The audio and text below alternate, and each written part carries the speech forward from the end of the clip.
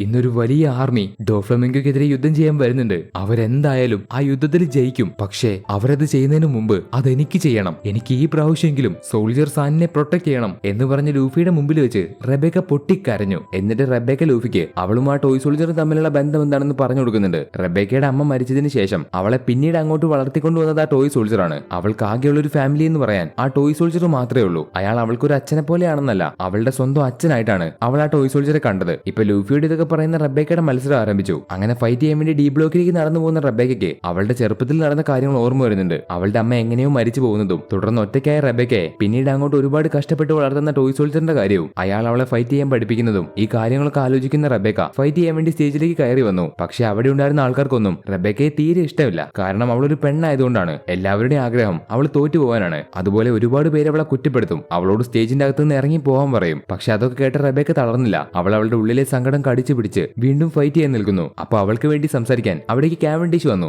അവളെ കളിയാക്കാൻ നിങ്ങൾക്കൊരു അവകാശമില്ല. അവളൊരു പെണ്ണാണെന്ന് വിചാരിച്ച് നിങ്ങൾ എല്ലാവരും അവളെ വില കുറച്ച് കാണണ്ട. ഇനി നിങ്ങൾക്ക് അവളെ കൊല്ലണമെന്നുണ്ടെങ്കിൽ നിങ്ങളുടെ ആയുധം കൊണ്ട് റിങ്ങിൽ കയറി ഫൈറ്റ് ചെയ്യ് എന്ന് കാവൻഡിഷ് പറയുന്നത് കേട്ട് റെബേക്കയ്ക്ക് കുറച്ചൊക്കെ അവളുടെ മനസ്സിൽ സമാധാനമാവുന്നുണ്ട്. കാരണം കുറ്റപ്പെടുത്തലുകൾക്കിടയിൽ നമ്മളെ സമാധാനിപ്പിക്കാൻ ഒറ്റൊരാൾ ഉണ്ടായാൽ മതി. അതാണ് ഇപ്പൊ ഇവിടെ റെബേക്കയ്ക്ക് സംഭവിച്ചത്. ഇതേ സമയത്ത് പുറത്ത് നമ്മുടെ സ്ട്രോ ഹാറ്റ്സിന്റെ കപ്പലിലുള്ള ജിയോല സ്ട്രോ ഹാറ്റ്സിലെ ബ്രൂക്കിനൊഴികെ ബാക്കിയുള്ള എല്ലാവരെയും പിടിച്ചു വെച്ചു. അവർ ബ്രൂക്കിനെ പിടിച്ചു വെക്കാത്തതിന്റെ കാരണം ബ്രൂക്ക് അവർ പറയുന്നത് കേട്ട് അനുസരിക്കുന്നത് പോലെ അഭിനയിച്ചു. അതുകൊണ്ട് അവർ ബ്രൂക്കിനെ ഒന്നും ചെയ്യുന്നില്ല. അങ്ങനെ ബ്രൂക്ക് ഒരു അവസരം കിട്ടിയ സമയത്ത് പെട്ടെന്ന് അവന്റെ വാളുകൊണ്ട് അവരെ വെട്ടി താഴെയിട്ടു. അങ്ങനെ നമ്മുടെ സ്ട്രോ ഹാറ്റ്സ് അവരുടെ പഴയ രൂപത്തിലേക്ക് തിരിച്ചു മാറി. ശേഷം അവർ നിലത്ത് വീണ് കിടക്കുന്ന ജിയോലയെ കെട്ടിവെക്കാൻ വരുമ്പോൾ അവർ പെട്ടെന്ന് അവരുടെ മുഴുവൻ പവർ ഉപയോഗിച്ച് നമ്മുടെ സ്ട്രോ ഹാറ്റ്സിനെ വീണ്ടും അറ്റാക്ക് ചെയ്യാൻ തുടങ്ങുന്നു. അപ്പൊ നമ്മുടെ സ്ട്രോ ഹാറ്റ്സ് എല്ലാവരും ചേർന്ന് ജിയോലയെ അറ്റാക്ക് ചെയ്ത് തോൽപ്പിച്ചു. ഇവിടെ ഗ്രീൻ ബിറ്റിലെ ഡോഫ്ലമിംഗോയുടെ കൂടെ ഫൈറ്റ് ചെയ്യുന്ന ലോയ്ക്ക് അവന്റെ കൂടെ എത്ര ഫൈറ്റ് ചെയ്തിട്ടും പിടിച്ചെടുക്കാൻ കഴിയുന്നില്ല. അവസാനം ഡോഫ്ലമിംഗോ ലോയെ കൊല്ലാൻ വരുന്ന സമയത്ത് പെട്ടെന്ന് അവിടേക്ക് വന്ന ഫുജിറ്റോറ ഡോഫ്ലമിംഗോയെ തടഞ്ഞു. അവിടേക്ക് ഫുജിറ്റോറ വന്നതുകൊണ്ട് മാത്രം ലോ രക്ഷപ്പെട്ടു. ഇപ്പൊ ടൊണ്ടാട്ട ട്രൈബിലെ വാരിയേഴ്സും അവരുടെ കൂടെ നമ്മുടെ ഊസപ്പും റോബിനും അവസാനം ഫ്ലവർ ഫീൽഡിലേക്ക് എത്തി. അവിടെ ഇപ്പൊ നമ്മുടെ ഫ്രാങ്കിയും സോറോയും ഉണ്ട്. അപ്പൊ സോറോ അവിടെ നിന്ന് നമ്മുടെ സാഞ്ചിയും കിനിമോനും നിൽക്കുന്ന സ്ഥലത്തേക്ക് വന്നു. അവിടേക്ക് വന്ന സോറോ കപ്പലിലെ ബാക്കിയുള്ള സ്ട്രോ ഹാറ്റ്സ് പ്രശ്നത്തിലാണെന്ന് സാഞ്ചിയോട് പറഞ്ഞു. അതുകൊണ്ട് സാഞ്ചി നേരെ കപ്പലിലെ ആൾക്കാരെ സഹായിക്കാൻ അവരുടെ അടുത്തേക്ക് പോകുന്നു. അതുപോലെ നമ്മുടെ സോറോയും കിനിമോനും അവർ ചെയ്യാൻ പോകുന്ന പ്ലാൻ ലൂഫിക്ക് പറഞ്ഞു കൊടുക്കാൻ നേരെ കൊളോസത്തിന്റെ അടുത്തേക്ക് വന്നു. പക്ഷെ കൊളോസിയം മുഴുവൻ ലോക്ക് ആയതുകൊണ്ട് അവർക്ക് ലൂഫിയോട് ഇത് പറയാൻ കഴിയുന്നില്ല. പക്ഷെ അവിടെയുള്ള ബാർത്തലോമിയോ നമ്മുടെ സോറോയെ കണ്ടു. സോറോയെ കാണുന്ന ബാർത്തലോമിയോയ്ക്ക് അവിടെ സന്തോഷം കൊണ്ട് ഒരു വാക്ക് പോലും പറയാൻ കഴിയുന്നില്ല. ഇതേ സമയത്ത് ഫുജിറ്റോറയുടെ പിടിയിലാകപ്പെട്ടല്ലോ നമ്മുടെ നാമയുടെ തണ്ടർബോൾട്ട് അറ്റാക്കിന്റെ സൗണ്ട് കേട്ടു. അതിനർത്ഥം അവൻ അടുത്ത് തന്നെ ഉണ്ടെന്നാണ്. അതുകൊണ്ട് ലോ പെട്ടെന്ന് അവന്റെ പവർ ഉപയോഗിച്ച് സീസറിനെ കൊണ്ട് പുറത്തേക്ക് ഓടി വന്നു. അവന്റെ പുറകിലൂടെ അവനെ പിടിക്കാൻ ഡോഫ്ലമിംഗോയും വരുന്നുണ്ട്. അപ്പൊ ഡോഫ്ലമിംഗോ കപ്പലിലുള്ള നമ്മുടെ സ്ട്രോ ഹാറ്റ്സിനെ കണ്ടു. അതുകൊണ്ട് ഡോഫ്ലമിംഗോ ലോയെ അറ്റാക്ക് ചെയ്തേ പെട്ടെന്ന് സ്ട്രോ ഹാറ്റ്സിനെ അറ്റാക്ക് ചെയ്യാൻ വേണ്ടി പറന്നു വന്നു. അപ്പൊ നമ്മുടെ സ്ട്രോ ഹാറ്റ്സിനെ സഹായിക്കാൻ അവിടെ മറ്റാരുമില്ല. ആകെയുള്ള ലോയ്ക്കാണെങ്കിൽ ഒന്നും ചെയ്യാനും കഴിയുന്നില്ല. അങ്ങനെ ഡോഫ്ലമിംഗോ അവരെ അറ്റാക്ക് ചെയ്യാൻ അടുത്തെത്തിയതും പെട്ടെന്ന് നമ്മുടെ സാഞ്ചി ചാടി വന്ന് ഡോഫ്ലമിംഗോ ഒരു ഒറ്റ ചവിട്ട്. അങ്ങനെ സാഞ്ചിയും ഡോഫ്ലമിംഗോയും തമ്മിൽ ഫൈറ്റ് ചെയ്യുന്നു. പക്ഷേ ഡോഫ്ലമിംഗോ സാഞ്ചിയേക്കാൾ സ്ട്രോങ് ആണ്. അത് കൂടാതെ അവനൊരു ഡബിൾ ഫ്രൂട്ട് യൂസർ ആണ്. അവന്റെ ഡബിൾ ഫ്രൂട്ടിന്റെ പേരാണ് സ്ട്രിംഗ് ഫ്രൂട്ട്. ആ ഫ്രൂട്ടിന്റെ പവർ ഉപയോഗിച്ച് അവൻ ഒരുപാട് സ്ട്രിങ്ങുകൾ ഉണ്ടാക്കാൻ പറ്റും. ആർക്കും കാണാൻ പോലും കഴിയാത്ത ഒരുപാട് സ്ട്രിങ്ങുകൾ. ആ സ്ട്രിങ് ഉപയോഗിച്ച് അവൻ ഒരാളെ വെട്ടാം. അവനെ പോലെയുള്ള ഒരുപാട് ക്ലോണുകളെ ഉണ്ടാക്കാം. ആ സ്ട്രിങ് ഉപയോഗിച്ച് മനുഷ്യന്മാരെ കൺട്രോൾ ചെയ്യാം. അങ്ങനെ സ്ട്രിങ് ഉപയോഗിച്ച് പറ്റുന്ന ഒരുപാട് ശക്തികൾ അവനുണ്ട്. അതുകൊണ്ട് അവൻ ആ പവർ ഉപയോഗിച്ച് നമ്മുടെ സാഞ്ചിയെ കൺട്രോൾ ചെയ്തു. എന്നിട്ട് അവൻ സാഞ്ചിയെ കൊല്ലാൻ അവന്റെ സ്ട്രിങ് കൊണ്ട് സാഞ്ചിയെ വെട്ടി. പക്ഷെ പെട്ടെന്ന് ലോ അവന്റെ പവർ ഉപയോഗിച്ച് സാഞ്ചിയെ രക്ഷപ്പെടുത്തി. ഇപ്പൊ ഡോഫ്ലമിംഗോയ്ക്ക് പുറമെ അവരെ അറ്റാക്ക് ചെയ്യാൻ അവിടേക്ക് അഡ്മിറൽ ഫുജിറ്റോറയും വന്നു. അതുകൊണ്ട് ഇനി ഒരുപാട് സമയമൊന്നും അവർക്ക് അവിടെ നിൽക്കാൻ കഴിയില്ല. പെട്ടെന്ന് തന്നെ എന്തെങ്കിലുമൊക്കെ ചെയ്യണം, അല്ലെങ്കിൽ ഇത് വലിയ പ്രശ്നമായിട്ട് മാറും. അതുകൊണ്ട് സ്ട്രോ ഹാറ്റ്സിന് അവിടെ നിന്ന് രക്ഷപ്പെടാൻ വേണ്ടി ലോ സ്ട്രോ ഹാറ്റ്സിനോട് സീസറിനെയും കൊണ്ട് എത്രയും പെട്ടെന്ന് സോ ഐലൻഡിലേക്ക് പോകാൻ പറയുന്നു. അവിടേക്ക് പോകാനുള്ള വീവർ കാർഡ് അവരുടെ കയ്യിലുണ്ട്. പക്ഷെ അവിടെ നിന്ന് പോകാൻ നമ്മുടെ സ്ട്രോ ഹാറ്റ്സ് ആദ്യം സമ്മതിക്കില്ല. കാരണം ലൂഫിയുടെ ഓർഡർ ഇല്ലാതെ അവർ എവിടേക്ക് പോകും? അവരുടെ ക്യാപ്റ്റൻ ഇല്ലാതെ അവർ എന്ത് ചെയ്യും? പക്ഷേ ഈ ഒരു സാഹചര്യത്തിൽ അവർക്ക് അവിടെ നിന്ന് പോയേ പറ്റൂ. അതുകൊണ്ട് സ്ട്രോ ഹാറ്റ്സ് എല്ലാവരും രണ്ടും കൽപ്പിച്ച് അവിടെ നിന്ന് രക്ഷപ്പെട്ടു. എന്നിട്ട് അവർ അവിടെ നിന്ന് സോ ഐലൻഡിലേക്ക് പോകുന്നു. അതുപോലെ ലോ ജിയോലയും കൊണ്ട് ആ തകർന്ന് വീഴാനായ പാലത്തിലേക്ക് വന്നു. ലോയ്ക്ക് നല്ലതുപോലെ അറിയാം ജിയോലയ്ക്ക് വേണ്ടി ഡോഫ്ലമിംഗോ അവിടേക്ക് വരുമെന്ന്. അവൻ വിചാരിച്ചതുപോലെ തന്നെ ഡോഫ്ലമിംഗോ അവിടേക്ക് വന്നു. ലോയ്ക്ക് അവിടെ വെച്ച് മരിക്കാൻ ഒരു പേടിയില്ല. കാരണം ലോ അവിടെ വെച്ച് മരിച്ചു പോയാലും ഡ്രസ് റോസയിലുള്ള ബാക്കിയുള്ള സ്ട്രോ ഹാറ്റ്സ് ആ SADയുടെ ഫാക്ടറി എന്തായാലും നശിപ്പിക്കും. അങ്ങനെ ഡോഫ്ലമിംഗോ കൈഡോയ്ക്ക് കൊടുക്കുന്ന സ്മൈൽ എന്ന് പറയുന്ന ഡബിൾ ഫ്രൂട്ട് ആ ഫാക്ടറി ഇല്ലാതായാൽ അവന് കൊടുക്കാൻ കഴിയില്ല. അതോടെ കൈഡോ ഡോഫ്ലമിംഗോയെ കൊല്ലും. ഇതാണ് ലോയ്ക്കും വേണ്ടത്. ലോ ഇവിടെ വെച്ച് മരിച്ചു പോയാലും കുഴപ്പമില്ല. പക്ഷെ ഡോഫ്ലമിംഗോ മരിക്കണം. അതാണ് ലോയുടെ ആഗ്രഹം. അപ്പൊ ഡോഫ്ലമിംഗോ ലോയ്ക്ക് വേൾഡ് ഗവൺമെന്റിന്റെ ഒരു കാര്യം പറഞ്ഞു കൊടുക്കുന്നുണ്ട്. അതെന്താണെന്ന് വെച്ചാൽ ഒരുപാട് വർഷങ്ങൾക്ക് മുമ്പ്, ഏകദേശം 800 വർഷങ്ങൾക്ക് മുമ്പ് ഈ ലോകത്തിലുള്ള 20 രാജാക്കന്മാർ ചേർന്ന് ഒരു ഓർഗനൈസേഷൻ ഉണ്ടാക്കി. ഒരു വലിയൊരു ഓർഗനൈസേഷൻ. അതിന്റെ പേരാണ് ദ വേൾഡ് ഗവൺമെന്റ്. അന്ന് വേൾഡ് ഗവൺമെന്റ് ഉണ്ടാക്കാൻ സഹായിച്ച രാജാക്കന്മാര് അവരുടെ ഫാമിലിയുമായിട്ട് മറേജോ എന്ന് പറയുന്ന സ്ഥലത്ത് പോയി താമസിച്ചു. പക്ഷെ അന്നുണ്ടായിരുന്ന 20 രാജകുടുംബത്തില് അലാബസ്തിയിലെ നെഫ്രതാരി രാജകുടുംബം മാത്രം ഈ മറേജോയിൽ പോയി താമസിച്ചില്ല.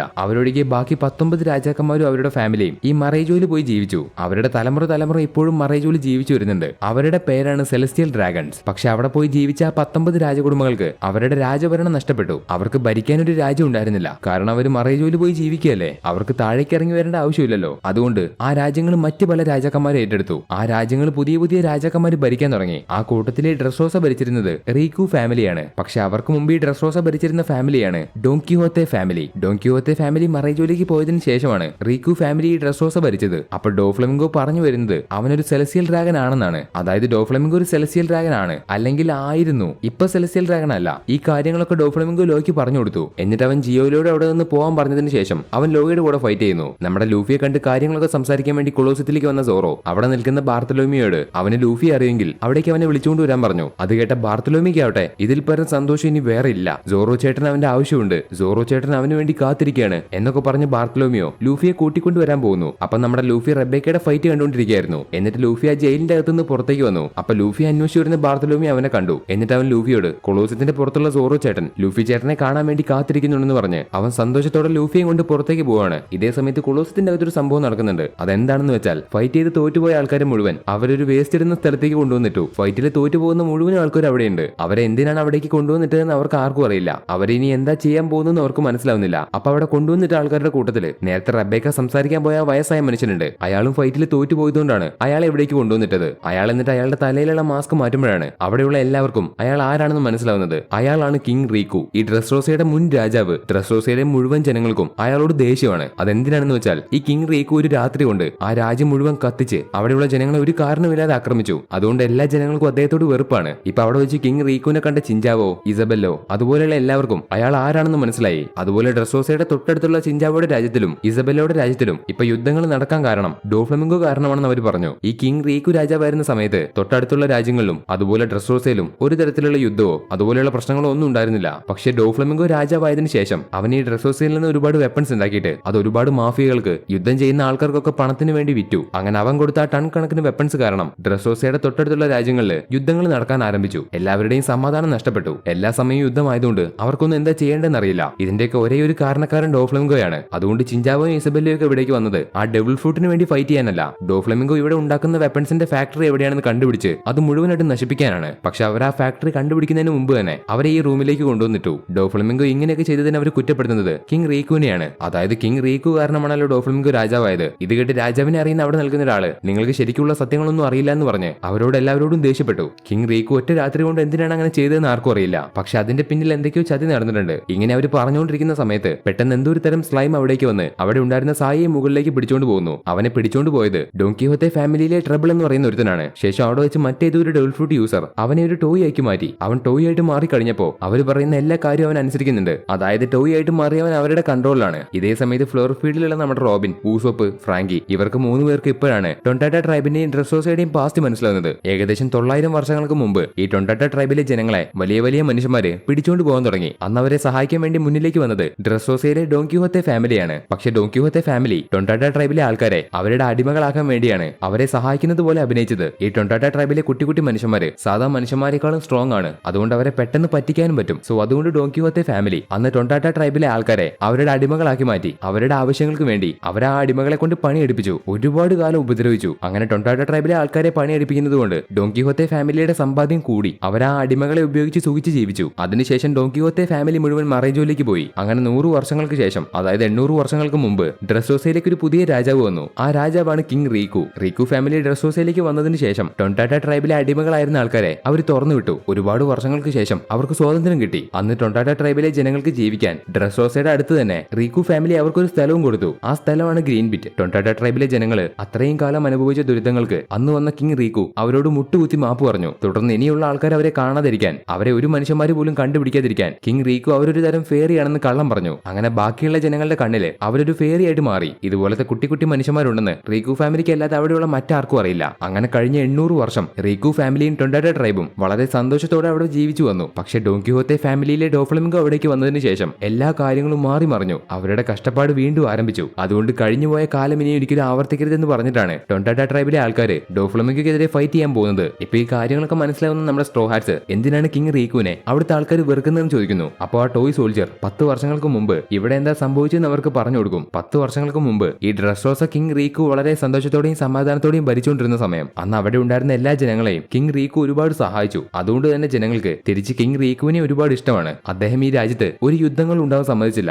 എല്ലാവരെയും വളരെ സമാധാനത്തോടെ നയിച്ചു. പക്ഷെ ഒരു ദിവസം എല്ലാ സമാധാനങ്ങളും തകർക്കാൻ വേണ്ടി അവിടേക്ക് ഡോൺ കിഹോത്തെ ഫാമിലിയുടെ തലമുറയിൽ ജനിച്ച ഡോൺ കിഹോത്തെ ഡോഫ്ലമിംഗോ വന്നു. എന്നിട്ട് അവൻ കിങ് റീക്കുവിനോട് അവന്റെ രാജ്യം തിരിച്ചു വേണം, അല്ലെങ്കിൽ അവൻ അവിടുത്തെ ജനങ്ങളെ മുഴുവൻ കൊല്ലുമെന്ന് പറഞ്ഞു. അത് കേട്ട കിങ് റീക്കുവിനവിടെ അവൻ ആ രാജ്യം തിരിച്ചു കൊടുത്തേ പറ്റൂ, മറ്റൊരു വഴിയില്ല. കാരണം അവൻ സെലസ്റ്റിയൽ ഡ്രാഗൺസിന്റെ രക്തമാണല്ലോ. അതുകൊണ്ട് തന്നെ അവനെ തടഞ്ഞാൽ അത് വലിയ പ്രശ്നമായിട്ട് മാറും. അപ്പൊ ഡോഫ്ലമിംഗോ കിങ് റീക്കുവിന് ഒരു ഓഫർ കൊടുത്തു. ഒന്നെങ്കിൽ അവന് 10 മില്യൺ ബെറി കൊടുക്കണം, അല്ലെങ്കിൽ ആ രാജ്യം അവന് തന്നെ തിരിച്ചു കൊടുക്കണം. അത് കേട്ട കിങ് റീക്കുവിന് ഒരുപാട് സമാധാനമായി. കാരണം 10 മില്യൺ ബെറി കൊടുത്താൽ അവൻ ആ രാജ്യത്തെ വെറുതെ വിടുമല്ലോ. അതുകൊണ്ട് രാജാവ് 10 മില്യൺ ബെറി കൊടുക്കാൻ തീരുമാനിച്ചു. ശേഷം കിങ് റീക്കു ആ 10 മില്യൺ ബെറിക്ക് വേണ്ടി എല്ലാ ജനങ്ങളുടെ മുന്നിലും മുട്ടുകുത്തി അവർക്ക് എത്രയും പെട്ടെന്ന് പണം വേണം, അത് ഈ രാജ്യത്തിന്റെ നല്ലതിന് വേണ്ടിയാണ്, എത്രയും പെട്ടെന്ന് അത്യാവശ്യമായിട്ട് ഒരു 10 മില്യൺ ബെറി വേണം എന്ന് പറഞ്ഞ് കിങ് റീക്കു അവരോട് ചോദിക്കുമ്പോൾ അത് കേട്ട് അവിടുത്തെ ജനങ്ങള് അദ്ദേഹം നമ്മളെ ഇഷ്ടപ്പെടുന്ന രാജാവല്ലേ എന്ന് പറഞ്ഞ് പെട്ടെന്ന് തന്നെ അവരുടെ കയ്യിലുണ്ടായിരുന്ന മുഴുവൻ പണവും രാജാവിന്റെ ആൾക്കാരുടെ കയ്യിൽ കൊടുത്തു. പക്ഷെ അന്ന് രാത്രി തന്നെ ആരും പ്രതീക്ഷിക്കാത്തൊരു സംഭവം നടന്നു. അതെന്താണെന്ന് വെച്ചാൽ ഡോഫ്ലമിംഗോ അവന്റെ പവർ ഉപയോഗിച്ച് രാജാവിനെ കൺട്രോൾ ചെയ്തു. എന്നിട്ട് അവന്റെ കൺട്രോളിലുള്ള രാജാവിനെ ഉപയോഗിച്ച് അവൻ അവിടുത്തെ ജനങ്ങളെ വെട്ടി കൊല്ലാൻ തുടങ്ങി. അതുപോലെ രാജാവിന്റെ ആൾക്കാരെ അവൻ കൺട്രോൾ ചെയ്ത് അവിടുത്തെ ബാക്കി ജനങ്ങളെ അവൻ ആക്രമിച്ചു. അപ്പൊ ജനങ്ങൾ കാണുന്നത് എന്താ, അവരെ കിങ് റീക്കു അറ്റാക്ക് ചെയ്യുന്നു.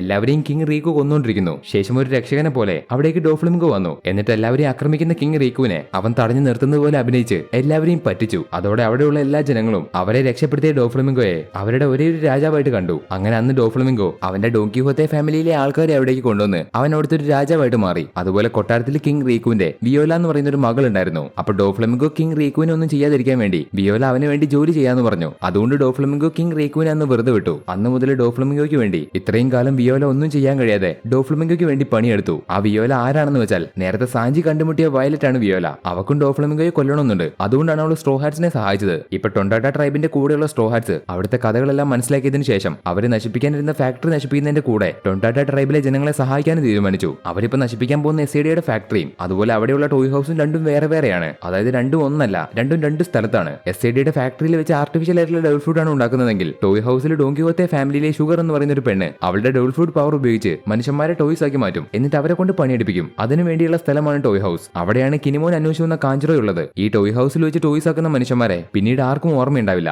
അവരെ അറിയുന്ന എല്ലാവരും അവരെക്കുറിച്ചുള്ള മുഴുവൻ കാര്യവും മറന്നുപോകും. അവരെപ്പറ്റി ഒന്നും ഓർമ്മയുണ്ടാവില്ല. അവരെത്ര സ്നേഹിച്ചിരുന്ന ആൾക്കാരാണെങ്കിൽ പോലും ഒരു പ്രാവശ്യം ടോയ് ആയി കഴിഞ്ഞാൽ മറ്റുള്ളവർക്ക് അയാളെ പിന്നെ ഓർമ്മയുണ്ടാവില്ല. പക്ഷെ ആ ടോയ് ആയിട്ട് മാറുന്ന ആളൊന്നും മറന്നുപോവില്ല. അയാൾക്ക് എല്ലാ കാര്യവും ഓർമ്മയുണ്ടാവും. എന്നാൽ അവരെ ടോയ്സ് ആക്കി മാറ്റി ഷുഗർ എന്ന് പറയുന്ന ആ പെണ്ണ് അവൾ എന്ത് കാര്യം അവരോട് പറഞ്ഞാലും ആ ടോയ്സ് അവളെ അനുസരിക്കും. ആ ടോയ്സിന്റെ മുഴുവൻ കൺട്രോളും ആ പെണ്ണിന്റെ കയ്യിലുണ്ട്. അവൾ എന്ത് പറഞ്ഞാലും അവർ കേൾക്കും. ഇതാണ് ആ ഷുഗർ എന്ന് പറയുന്ന പെണ്ണിന്റെ പവർ. മറ്റൊരു ഭാഗത്തുള്ള എസ്ഡിയുടെ ഫാക്ടറിയിൽ ടൊണ്ടാട്ട ട്രൈബിലെ ആൾക്കാരെ വെച്ചാണ് പണിയെടുപ്പിക്കുന്നത്. അതെങ്ങനെയാണെന്ന് വെച്ചാൽ അവരുടെ രാജകുമാരിയെ ഡോഫ്ലമിംഗോ തട്ടിക്കൊണ്ടുവന്നു. അതുകൊണ്ടാണ് ടൊണ്ടാട്ട ട്രൈബിലെ ആൾക്കാർ അവിടെ വന്ന് പണിയെടുക്കുന്നത്. അതുപോലെ അവരവിടെ ഉണ്ടാക്കുന്നത് ആർട്ടിഫിഷ്യൽ ആയിട്ടുള്ള ഡബിൾ ഫുഡ് ആണെന്ന് അവർക്കറിയില്ല. പകരം അവരുടെ രാജകുമാരിക്ക് വേണ്ടിയുള്ള മരുന്നാണെന്ന് പറഞ്ഞ് അവരെ പറ്റിച്ചിട്ടാണ് അവരെ കൊണ്ട് പണിയെടുപ്പിക്കുന്നത്. നമ്മുടെ സ്ട്രോ ഹാറ്റ്സിന് എല്ലാ കാര്യങ്ങളും പറഞ്ഞു കൊടുത്ത ടോയ് സോൾജർ ആരാണെന്ന് വെച്ചാൽ കൊളോസിയത്തിൽ ഫൈറ്റ് ചെയ്തുകൊണ്ടിരിക്കുന്ന റബേക്കയുടെ അച്ഛനാണ് ഈ ടോയ് സോൾജർ. അയാൾ തന്റെ അച്ഛനാണെന്ന് പോലും റബേക്കയ്ക്ക് അറിയില്ല. അതുപോലെ ബാക്കിയുള്ളവർക്കും അയാൾ ആരാണെന്ന് അറിയില്ല. എല്ലാവർക്കും അയാളെ അറിയുന്നത് ഒറ്റക്കാലുള്ള ഒരു ടോയ് സോൾജർ ആയിട്ട് മാത്രമാണ്. ഇപ്പൊ യുദ്ധത്തിൽ തോറ്റുപോയ ആൾക്കാർ മുഴുവൻ ആ ഷുഗർ എന്ന് പറയുന്ന പെണ്ണ് ടോയ്സ് ആക്കി മാറ്റി. അവിടെ ഇനി ആകെ ബാക്കിയുള്ളത് ചിഞ്ചാവോയും കിങ് റീക്കുവും മാത്രമാണ്. ഇവിടെ കൊളോസിയത്തിന്റെ അകത്തുള്ള നമ്മുടെ ലൂഫി ബാർത്തലോമിയോ പറഞ്ഞത് കേട്ട് സോറോയെ കാണാൻ ഓടി വന്നു. അങ്ങനെ ലൂഫി അവിടെ വെച്ച് സോറോയും കിനിമോനെയും കണ്ടു.